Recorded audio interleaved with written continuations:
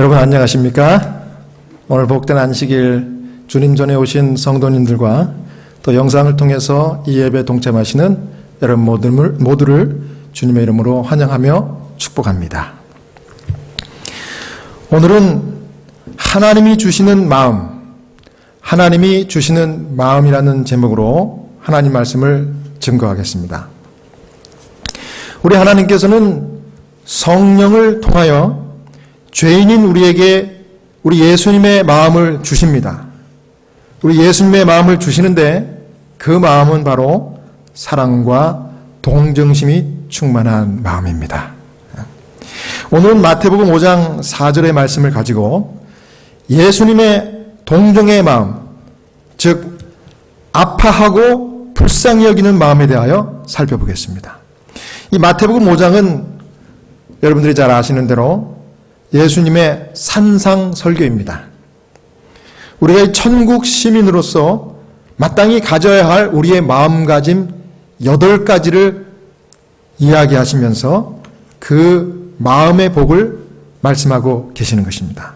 오늘은 그 중에서도 특별히 4절에 있는 팔복의 두 번째 복, 애통하는 자의 복을 살펴보려고 합니다. 우리 하나님이 우리에게 성령을 통하여 주시는 마음, 이 애통하는 마음은 우리에게 두 가지 변화를 주십니다. 크게 두 가지인데요. 첫 번째는 우리가 죄인이라는 사실을 깨닫게 해주십니다. 그 다음에 두 번째는 우리가 다른 사람들을 볼 때 불쌍히 여기는 안목을 갖도록 인도해 주십니다.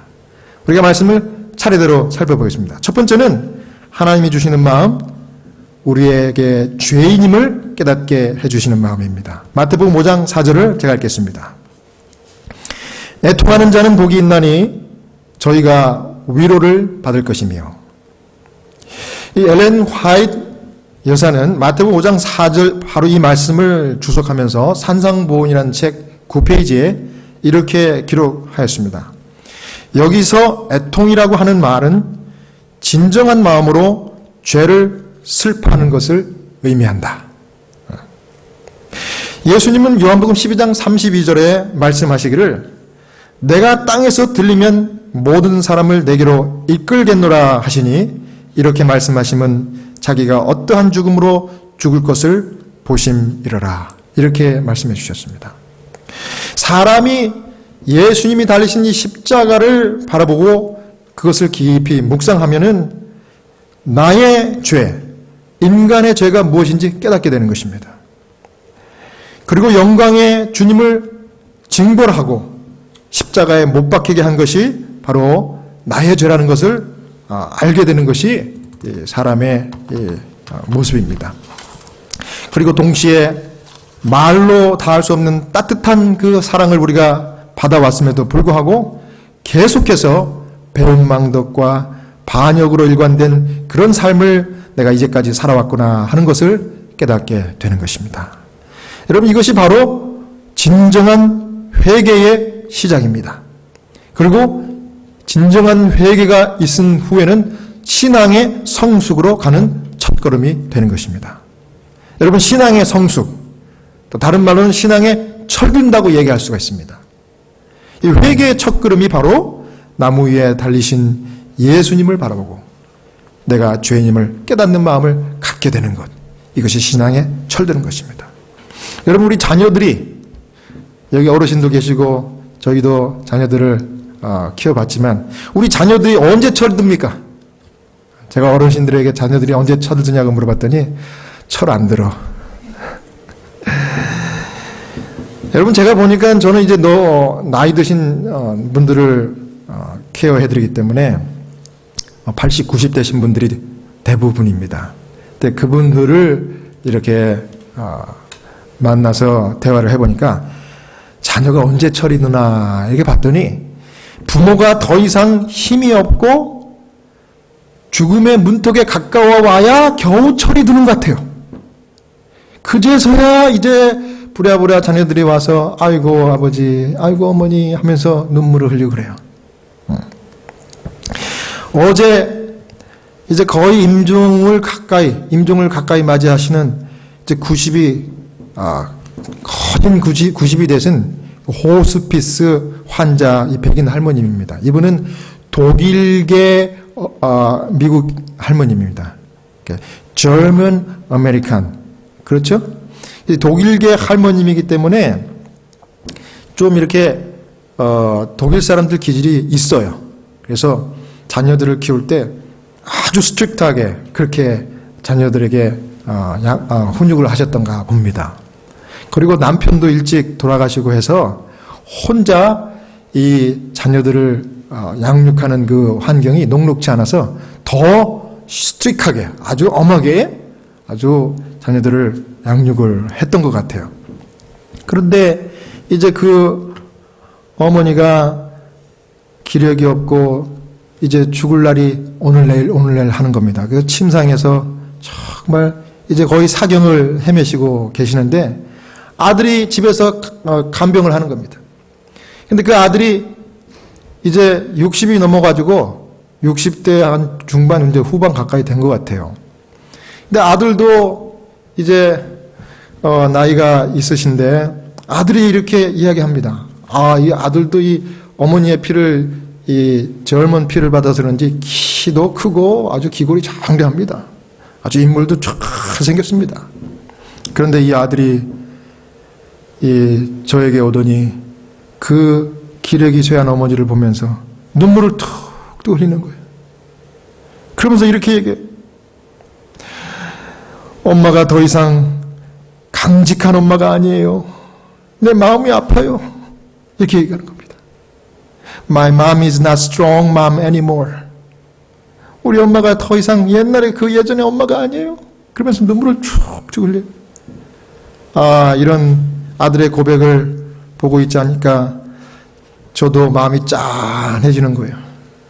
같이 방문했던 우리 하스피스 팀의 소셜 워커도 있는데 그 소셜 워커도 평상시에는 말이 참 많다가 아들이 그렇게 우는 모습을 보고서는 너무 마음에 안 드는 거예요. 그래서 눈물을 같이 흘렸습니다. 그런데 그 눈물을 흘리는 아들의 모습을 보니까 그 모습이 바로 철든 거예요. 철든 거. 이제서 철이 든 겁니다. 이 가정사 얘기를 제가 들어보니까 아들이 이 어머니를 얼마나 속을 많이 시켰는지 몰라요. 그런데 이제서 어머니가 기력이 없어갖고 이제 오늘 내일 하는 그 침상에 와서야 그 아들이 철이 들어가지고 겸손하게 눈물을 흘리면서 그 어머니를 정말 정성으로 간병을 해드린 겁니다. 이 모습이 바로 십자가 앞에 회개한 죄인의 모습이 아닌가 저는 그렇게 명상해 봤습니다. 우리가 지금 미국에 와서 이렇게 잘 먹고 잘 살지만 사람들은 내가 잘해서 잘 먹고 잘 산다고 착각해요. 그런데 여러분 그게 사실입니까? 그거 아니잖아요. 하나님께서 굽이굽이 우리를 불쌍히 여기시고 우리에게 필요한 것 공급해 주시고 우리에게 모든 것들을 채워주셨기 때문에 오늘 이 나라에서 이렇게 우리가 신앙생활하면서 잘 사는 거 아니겠습니까? 그럴 때 우리가 어떻게 해야 되겠습니까? 신앙의 철이 들어야겠습니다. 하나님께 주님 이 모든 것이 주님의 은혜입니다. 오늘 내가 이렇게 숨쉬고 밥 잘 먹고 정말 물 한 잔이라도 잘 넘기는 것이 얼마나 축복인 것을 제가 이 호스피스 채플을 하면서 제가 날마다 봅니다. 저희 환자분 중에는 물 한 모금 마시고 싶은데 이 목에서 이 물이 안 넘어가가지고 정말 힘들어하는 분들이 너무 많아요. 근데 여러분 물 마시면서 감사해 봤습니까? 감사하시기 바랍니다. 모든 것이 하나의 은혜예요. 우리 하나님께서는 우리 모두에게 한 사람도 예외 없이 허락해 주신 선물 하나 있습니다. 여러분 그게 뭔지 아십니까? 작은 예수님을 우리에게 다 주셨어요. 누굴까요? 여러분들의 어머니입니다. 어머니. 여러분들을 낳아주시고 여러분들을 키워주신 이 어머니는 작은 예수님, 이 땅에 있는 작은 예수님이에요.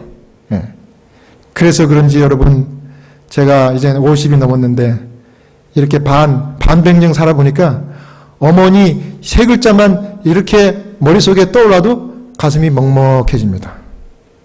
여러분 그렇습니까? 어머니. 이 어머니를 생각하면 왜 우리의 마음이 그렇게 짠해지고 이렇게 먹먹해지는 걸까요? 바로 이 어머니를 통해서 변함없으신 무한한 사랑을 가지신 하나님을 볼 수 있기 때문에 그런 것입니다.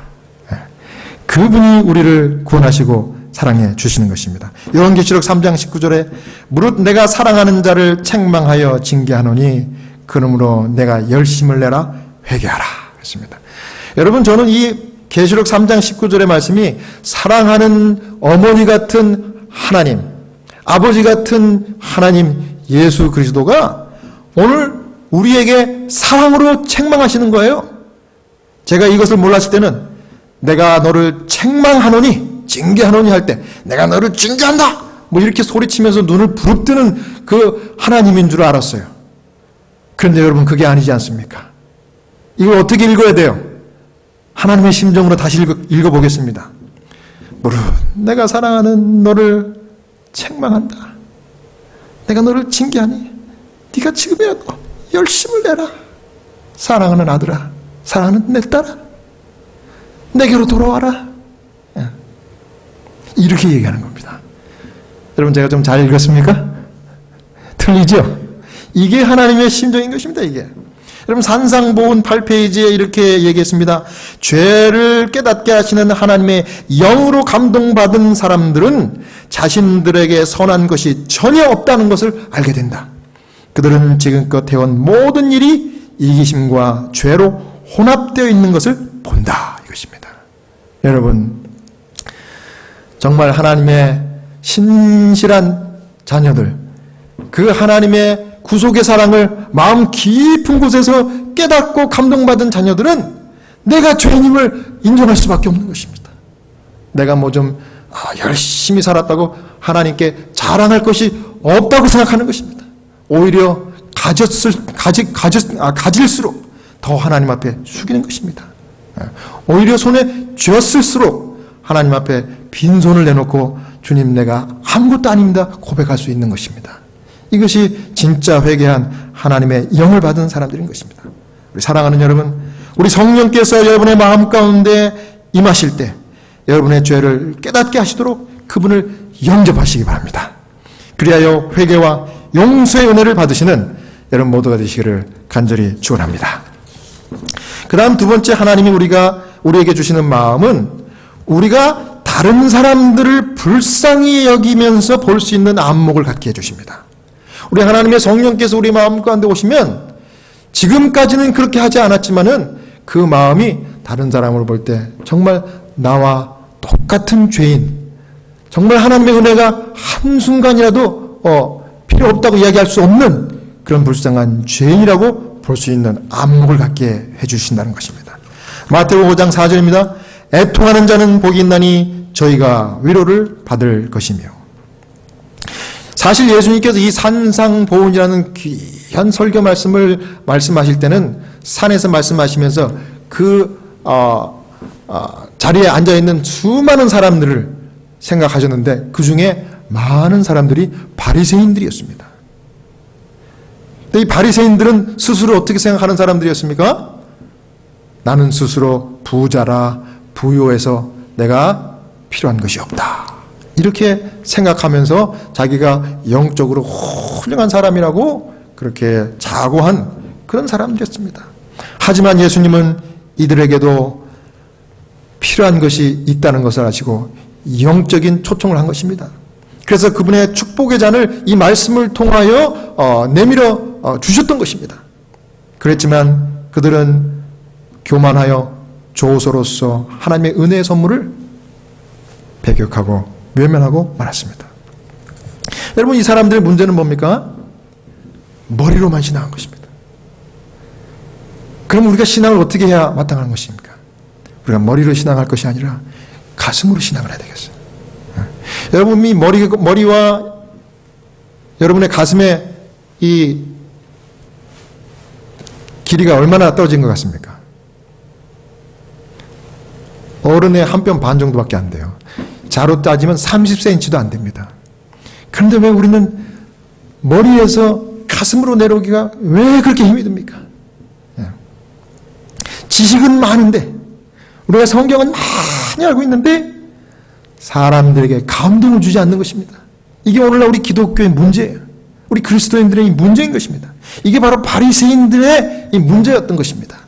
그런 이 딱딱한 회개를 모르고 하나님의 사랑에 감동을 받지 못한 이 사람들에게 예수께서는 축복의 잔을 내밀으셨던 것입니다. 그리고 성령을 받아들이기를 요청하셨건만 그들은 그들의 교만이 그들의 가슴을 그들이 열지 못하여 신앙을 엉뚱한 방법으로 하게 되어버린 것입니다.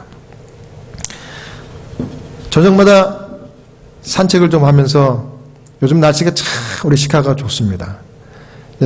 제 사랑하는 아내와 함께 이렇게 파크를 걷고 있는데 아주 마음이 참 즐겁고 편안했습니다.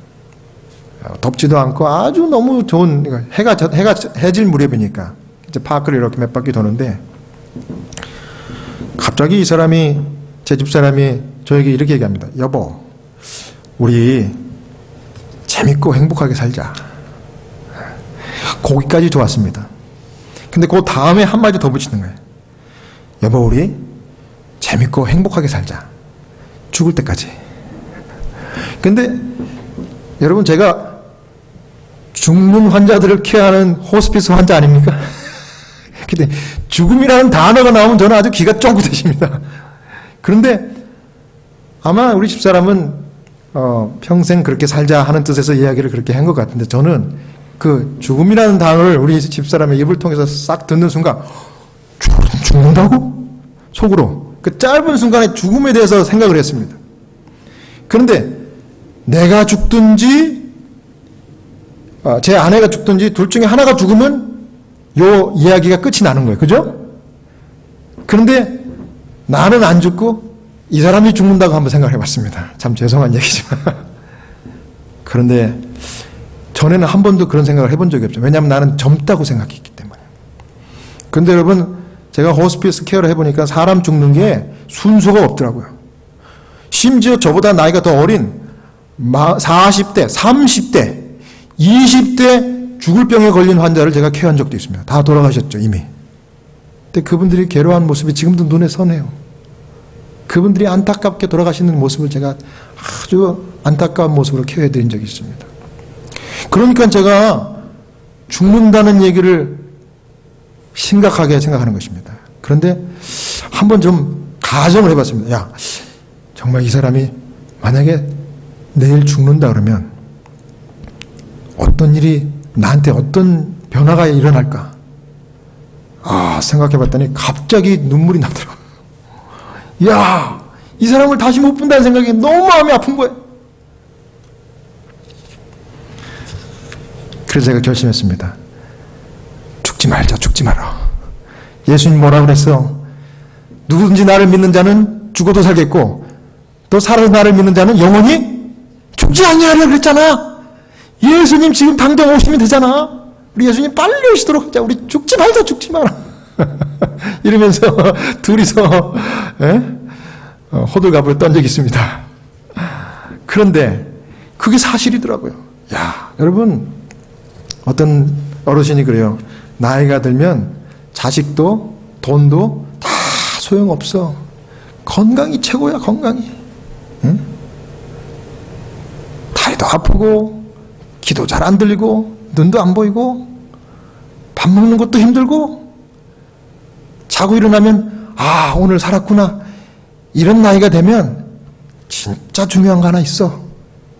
뭔데요? 와이프가 제일 중요해. 그래도 떠나지 않고 끝까지 죽지 않고 있으면 자기 곁에서 동무보다도 더 가깝게, 자식보다도 더 가깝게, 살갑게 함께 해주는 사람이 아내래요, 아내. 그럼 반대로 아내는 뭐예요? 남편입니다, 남편. 그러니까 남편과 아내가 오래오래 사는 게 축복입니다. 여러분, 그러니 오늘 오신 두 분 정말 축복받았습니다. 오래오래 한 주님 안에서 행복하게 사시길 축원합니다. 여러분, 깊은 사랑은요, 이렇게 깊이 생각하면 항상 슬픔이 동반되는 것입니다. 이게 진짜 사랑이에요. 여러분, 유명한 그 유행가 가사에도 나오죠. 사랑이 뭐냐고 물으신다면 뭐라고요? 눈물의 씨앗이래요. 저는 젊었을 때는 그게 무슨 뜻인지 도무지 알 수가 없었어요. 근데 좀 살아보니까 진짜 사랑은요, 사랑하면 눈물을 안 흘릴 수 없어요. 왜? 사랑하니까. 그래서 여러분, 사랑해본 사람과 해보지 못한 사람의 차이는 슬픔이에요, 슬픔. 사랑이 깊게 되면 깊게 될수록 아픈 게 사랑이에요. 슬프고 아픈 것이 바로 사랑이기 때문에 그렇습니다. 여러분, 기쁨만 계속해서 있는 것을 우리는 사랑이라고 그러지 않아요. 이걸 뭐라 그럽니까? 그건 쾌락이라고 그래요, 쾌락. 그건 사랑이라고 얘기하지 않습니다. 왜요? 그 안에는 아픈 게 없기 때문에.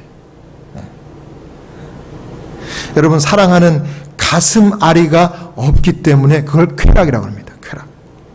여러분, 그래서 진짜 사랑인지 아닌지 분간하는 법은 간단합니다. 여러분. 그 안에 가슴 아픈 슬픔이 있느냐, 가슴 아리가 있느냐 없느냐 이겁니다. 여러분, 사도 바울이 참 훌륭한 하나님의 종인데요. 저는 정말 사도 바울을 너무너무 존경합니다. 근데 사도 바울을 요즘 이렇게 연구를 해보니까 사도 바울이 이래서 훌륭하구나 하는 생각을 하게 됐습니다. 사도 바울은 자기 백성들, 유다 백성들, 이스라엘 백성들을 너무 사랑해갖고 이 백성들이 멸망하지 않고 구원받게 되기를 간절히 원해가지고 자기의 그 백성들의 구원을 위해서 자기의 아픔을 표현합니다. 아픔. 로마서 9장 1절에서 3절의 말씀입니다. 제가 읽어드리겠습니다. 로마서 9장 1절에서 3절. 내가 그리스도 안에서 참말을 하고 거짓말을 아니하노라. 내게 큰 근심이 있는 것과 마음에 그치지 않는 고통이 있는 것을 내 양심이 성령 안에서 나로 더불어 증거하노니 나의 형제 곧 골육의 친척을 위하여 내 자신이 저주를 받아 그리스도에게서 끊어질지라도 원하는 바로다. 얼마나 간절한 사랑의 절규입니까, 여러분? 예? 자기가 멸망의 길로 가는지를 모르고 있는 이 이스라엘 백성들을 구원하기 위해서 정말 중보하고 열심을 내는 이 사도 바울의 이 양심이 그러잖아요. 양심이 정말 증거한다고 그럽니다. 내가 저주를 받을지언정 그 사람들이 구원받는 것이 내가 원하는 바라는 겁니다. 누구의 기도하고 흡사한 것 같아요? 예수님의 기도고 모세의 기도기도 합니다. 모세. 하나님께서 이 배역하는 이 광야에 이 폐역하는 그 이스라엘 백성들을 멸망시키려고 할 때 모세가 어떻게 했습니까? 하나님, 생명책에서 내 이름을 지울지언정 이 백성들을 구원해 주시옵소서. 여러분, 저는 목사로서 영혼 구원할 때 정말 내 생명과 이 영혼을 바꿔서라도 이 영혼 구원해 주십시오. 저는 그렇게 양심상 제가 그렇게 기도해 본 적 없어요. 그게 부끄러운 겁니다, 제가. 그런데 바울은 예수님의 심정으로 그렇게 했다는 것입니다. 여러분, 그래서 이 교회는요, 그래서 교회는 아픈 곳이 교회입니다, 여러분. 예? 가슴 아픈 곳에서 기도가 나오는 것이 교회입니다, 여러분. 예? 예. 그래서 왜 이 단상에서 성도들의 기도의 제목을 묶어가지고 기도를 드린 것이 왜 그렇게 신속하게 응답을 받는지 제가 이제 알겠어요. 하나님께서 이 교회를 너무 사랑하기 때문에, 하나님의 가슴 아리가 이 교회당에 있기 때문에, 하나님의 약속이 이 성전에 있기 때문에 이 기도가 신속히 응답되는 것입니다, 여러분. 사랑하는 성도 여러분. 여러분, 주님이 계시는 이 자리에 정말 이유 달지 말고 매주마다 나오시기를 주의 이름으로 축원합니다, 여러분. 우리 성령님께서는 우리의 마음 가운데 오실 때 우리를 아프게 하십니다. 눈에 보이는 모든 것을 보고 아프게 하십니다. 예? 만나는 사람들마다 정말 불쌍한 눈으로 바라보게 하시는 것입니다. 예. 여러분, 혹시 여러분의 마음 가운데 어느 순간인가 사람들을 바라볼 때 그 측은한 마음, 불쌍히 여기는 마음이 사라졌다고 하면은 그것은 바로 여러분의 영적으로 문제가 있다는 것입니다, 여러분. 예. 내가 성령을 모셔야 하겠구나. 내가 믿음이 없는 지금 연약한 가운데 있구나. 이렇게 인정하고 고백해야 하는 것입니다. 그래서 여러분, 참 그리스도인은요, 죽을 때까지 아픈 게 그리스도입니다. 내가 전도하지 못하고 내가 인도하지 못한 그 영혼, 내 이웃, 내 권력 친척, 내 가족을 인하여 죽을 때까지 아픈 것이 성도요 그리스도인인 것입니다. 왜요? 사랑하기 때문에. 이 진짜 사랑이 여러분과 저의 사랑이 되기를 축원합니다. 1915년 필리핀에서 선교사 사역을 했던 프랭크 루박이라는 이 선교사님은 세계 최초로 문명 퇴치 선교회를 설립했습니다. 세계 2차 대전이 끝나고 난 다음에 미국의 정치인들에게도 굉장한 영향력을 행사한 그런 정말 영적인 선교사였습니다. 그런데 이분이 1937년에 이 성경 말씀을 보다가 항상 기뻐하고 하나님의 말씀을 따라서 사는 것이 무엇인가 고민하다가 하루 24시간을 분초 단위로 나눠 가면서 하나님만을 생각하고 또 예수님의 십자가만을 생각하는 그 영적인 삶을 살 때 자기의 마음에 어떠한 변화가 일어나는지 그것을 일기로 적었어요. 그래서 프랭크 루박의 기도일기라는 책이 우리말로 번역도 되어 있습니다. 여러분 언제 기회가 되면 이 책을 한번 사서 보시기 바랍니다. 근데 이분이 이 책에 이렇게 기록을 했어요. 우리는 사람들의 영혼으로 인한 마음의 아픔에 대해 자주 말합니다. 하지만 사람들을 보아도 그런 아픔을 좀처럼 느끼지 못합니다. 그런데 오늘 저는 외로운 사람들, 우리가 모두 까맣게 잊고 있는 노인들, 가난한 사람들, 하잘것없는 무명의 사람들을 보았을 때 그런 아픔을 주님이 주신 것, 그리스도와 함께 그런 아픔을 체험하게 하신 것에 하나님께 감사드립니다. 우리는 정말로 눈이 멀었습니다. 지독하게 눈이 멀었습니다.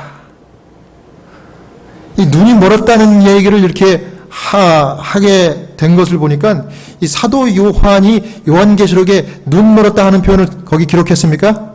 하나님께서 사도 요한을 통해서 나오죠. 요한계시록 3장 17절 18절 우리의 영적인 상태를 진단하신 말씀이에요. 하나님이 우리에게 이렇게 얘기하시는 겁니다. 너희가 눈먼 것과 벌거벗은 것을 알지 못하니 흰옷을 사서 입고 안약을 사서 눈에 발라 보게 하라 그랬습니다. 우리 요한계시록은 영적인 상징의 의미가 있다고 그랬죠. 그런데 흰옷은 예수 그리스도의 보혈을 상징하고 여기 안약은 성령님의 기름 부으심을 상징합니다.